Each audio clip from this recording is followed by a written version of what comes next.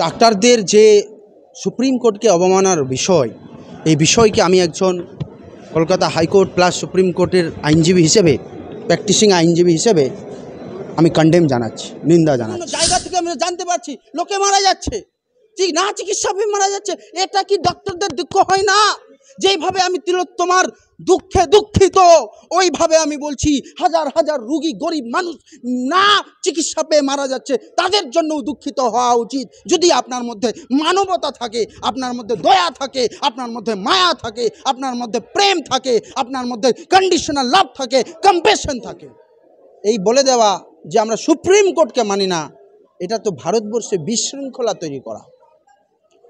কোনো ব্যক্তি, কোনো ইন্ডিভিজুয়াল, কোনো প্রফেশনাল এটা বলতে পারে না যে আমি সুপ্রিম কোর্টকে মানব না।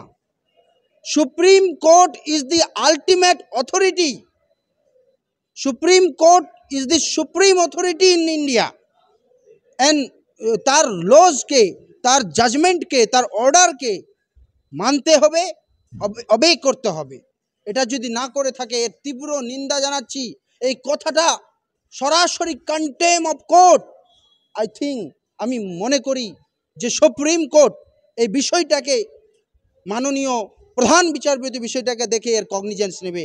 যেখানে সুপ্রিম কোর্টের অর্ডার যে মানুষের জীবন নিয়ে খেলা যাবে না, মানুষের জীবন নিয়ে করা যাবে না, সেখানে আমি মনে করব ডাক্তার বাবুরা এটা বিশাল, আমি সম্মান জানিয়ে বলছি, উইথ ডিউ রেসপেক্ট আমি এটা বলছি যে ডাক্তার বাবুরা এটা ফিরিয়ে নেন এবং এই কথার জন্য ক্ষমা চেয়ে নেন। কারণ সুপ্রিম কোর্টের বাইরে আপনি নন, আইনের বাইরে আপনি নন। আপনাকে রুল অফ লকে মানতে হবে, সুপ্রিম কোর্টের অর্ডারকে মানতে হবে। আর সুপ্রিম কোর্ট কোনো অন্যায় রায় দেয়নি, অন্যায় অর্ডার দেয়নি, মানুষের জীবন বাঁচানোর অর্ডার দিয়েছে, মানুষের প্রাণ বাঁচানোর অর্ডার দিয়েছে। যেই একদিকে যেমন স্বাস্থ্য ব্যবস্থা, ডাক্তাররা একটা এমন খেলা করে দিয়েছে যে আমাদের পশ্চিমবঙ্গের অধিবাসীদের এটা লজ্জা লাগা দরকার যে কেন আমাদের লোকেরা পশ্চিমবঙ্গের আপামর বাঙালি ভেলোর যাবে, ব্যাঙ্গালোর যাবে, আর অন্য কোথাও যাবে, দিল্লি যাবে চিকিৎসা করার জন্য। এই চিকিৎসা বাংলায় কেন পাবে না? এই চিকিৎসা বাংলায় দিতে হবে।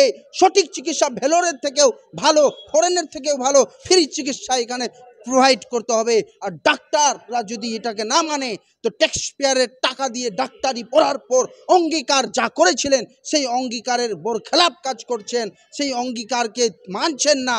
এবং এই অঙ্গীকারকে মানছেন না মানে আপনি আপনার প্রফেশনাল মিসকন্ডাক্ট করছেন। দ্যাট মিনস আমরা দেখতে পাচ্ছি যে ডাক্তারদের উপরে যে আক্রমণ হলো এবং আরজি কলেজে কাণ্ডটা ঘটলো, তার নিন্দা আমরা সবাই ডাক্তারদের সঙ্গে রয়েছে, নিন্দাও জানাচ্ছি। কিন্তু আমরা দেখছি হসপিটালে, সরকারি হসপিটালে যখন 99% মানুষ বলে যে ডাক্তারদের বিহেভিয়ার ভালো না, খারাপ ব্যবহার করে, তাহলে তার জন্য মানুষ কোথায় যাবে? বাস্তব এটাকে রেকটিফাইড করা উচিত। প্রশাসনে যারা রয়েছেন তারা ডাক্তারদেরকে রাজনীতি রাখারা বানাবেন না, স্বাস্থ্যকে রাজনীতি করবেন না। এই যে সব দোষী হচ্ছে, কিন্তু সাধারণ মানুষকে এটা নিয়ে সোচ্চার হতে হবে, তাদেরকে বি অ্যাওয়ার হতে হবে, সচেতন হতে হবে। আর তার সাথে সাথে প্রশাসনের, রাজনীতিবিদদের দায়িত্ব, রাজনৈতিক ব্যক্তিদের দায়িত্ব, প্রশাসনের দায়িত্ব, রেসপন্সিবল মুখ্যমন্ত্রী এবং স্বাস্থ্যমন্ত্রী যে পশ্চিম বাংলায় স্বাস্থ্য ব্যবস্থা ভালো হবে না কেন? পশ্চিম বাংলায় একটা গরিব মানুষকে 5,000 টাকা দিয়ে বাইরে ওষুধ কিনতে হবে কেন? ওষুধ অ্যাভেলেবেল থাকছে না কেন? আরে শিক্ষা, স্বাস্থ্য, খাওয়া দাওয়া এটা সরকারের দায়িত্ব, ওয়েলফেয়ার করা স্টেটের দায়িত্ব। আজকে খুব দুঃখ করে বলতে হয় যে আজকে ভালো ভালো গরিব মানুষরা চিকিৎসা না পেয়ে মরতে বাধ্য হচ্ছে, মারা যাচ্ছে। আর এখানে ডাক্তাররা তাদেরকে নিয়ে খেলা করছে, তাদেরকে they are seeing like instrument, not a man. তো মানুষ হিসাবে তাকে বিবেচনা করা হচ্ছে না, রোগীদেরকে একটা ইনস্ট্রুমেন্ট হিসাবে ব্যবহার করার চেষ্টা করা হচ্ছে। আজকে পিজিতে এটা investigation, it should be investigated by the authority. আমি দাবি জানাচ্ছি মুখ্যমন্ত্রী, আপনি ইনভেস্টিগেশন করে দেখুন। পিজিতে সুস্থ রোগীকে ভর্তি করে রেখে দেওয়া হচ্ছে যাতে করে খারাপ রোগী ভর্তি না হতে পারে, বেড না পায়। আমাদের কাছে ফোন আসে, আমরা বেড পাচ্ছি না, খারাপ রোগী, তাকে বেঙ্গলোর কোথায় পাবে টাকা? ফ্লাইটে যেতে তো লাগে, চিকিৎসা তো ফ্রি, কিন্তু ফ্লাইটে যেতে লাগে। এদিকে এই শিক্ষা ব্যবস্থার অচল অবস্থার জন্য দায়ী রাজনীতিবিদেরা।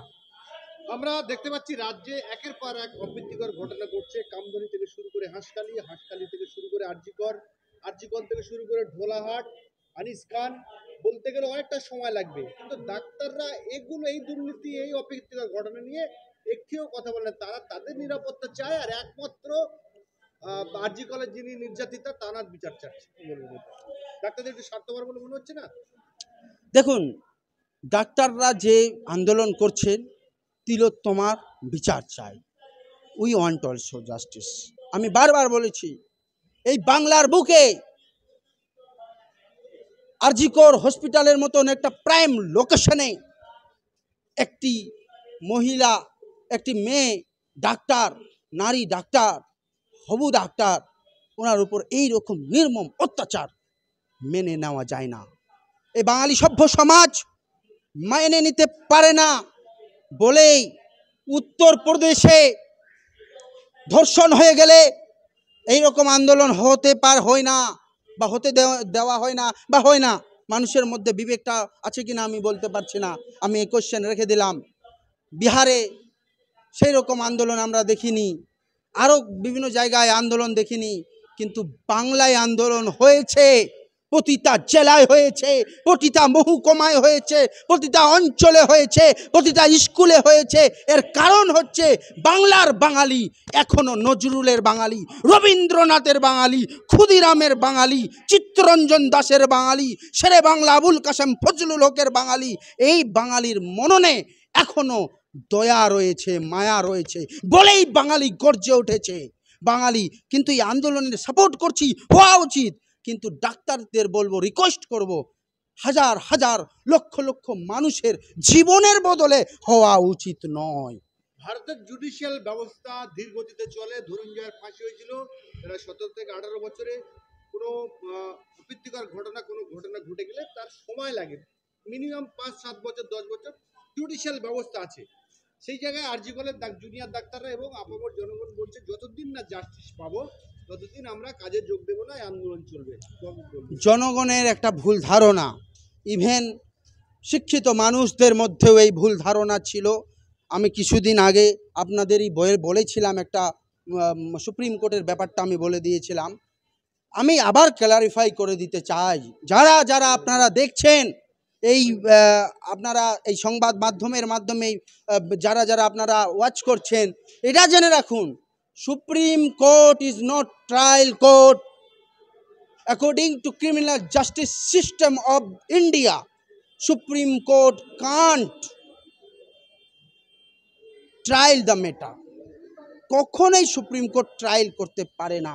সুপ্রিম কোর্ট ডাইরেকশন দিতে পারে, অবজারভেশন দিতে পারে, অর্ডার দিতে পারে, ট্রায়াল এক্সপিডিয়েন্ট হওয়ার অর্ডার দিতে পারে, ফাস্ট ট্র্যাক কোর্ট করে ইমিডিয়েট ট্রায়ালের ব্যবস্থা করতে পারে, কিন্তু জাস্টিস তখনই হবে যখন ট্রায়ালের মাধ্যমে সাজা প্রাপ্ত হবে। আমি আগেও বলেছিলাম, এখনও বলছি, it is the duty of the CBI, central bureau of investigation, to collect the evidences and to identify the culprits. Evidence K collect করা, আইডেন্টিফাই করা কালপ্রিটসকে। যেহেতু আমি সেশন ট্রায়াল করি, ওই জন্য বলতে পারছি যে ট্রায়ালের মাধ্যমে যখন এভিডেন্সেস এবং কালপ্রিটসকে আইডেন্টিফাই করে তারপর চার্জ ফ্রেম করা হবে এবং ট্রায়ালের মাধ্যমে সাজা পাওয়া হবে, ওইটাই কিন্তু জাস্টিস হবে। আর জাস্টিসের জন্য আপনার লড়ুন। তাই বলে আপনি 5 বছর, এখন 5 বছর যদি ট্রায়াল কমপ্লিট না হয়, তাহলে 5 বছর কি আমি কর্মবিরতি রাখতে পারি? তাহলে মানুষ তো মারা যাচ্ছে।